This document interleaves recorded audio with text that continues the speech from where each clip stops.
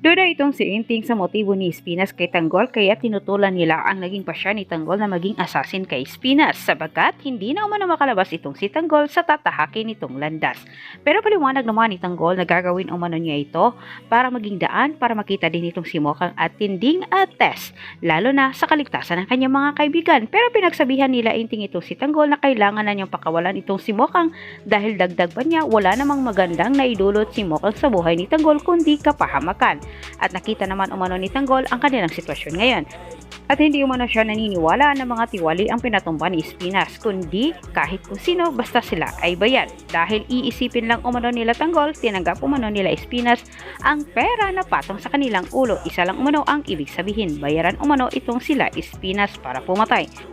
Ngunit dahil desperado itong si Tanggol na makalabas, binaliwala niya ang pangaran nila Inting sa kanya. Anya gusto umano niyang singilin itong si Rigor sa pahirap na dinaranas nila ngayon. At sa kabilang banda, nagpulong-pulong naman itong si Espinas at Warden patungkol ito sa kanilang naging pasya na ipasok itong si Tanggol sa kanilang organisasyon.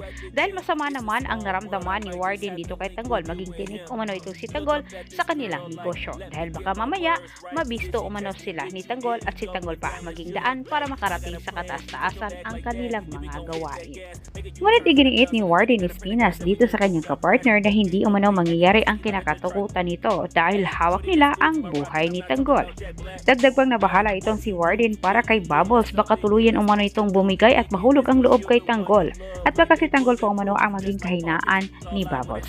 Samantala, hindi naman maiwasan ni Espinas na tanungin nitong si Warden kung hindi ba nito naalala itong si Ramon Montenegro dahil nakita umano niya si Ramon Montenegro dito kay Tanggol.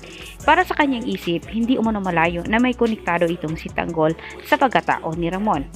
Dahil magkahawig umano ang dalawa, kahit naisip naman ni Espinas na mukhang si Tanggol umano ang sinabi ni Ramon sa kanya na anak na nawawala. At dito po nagtatapos ang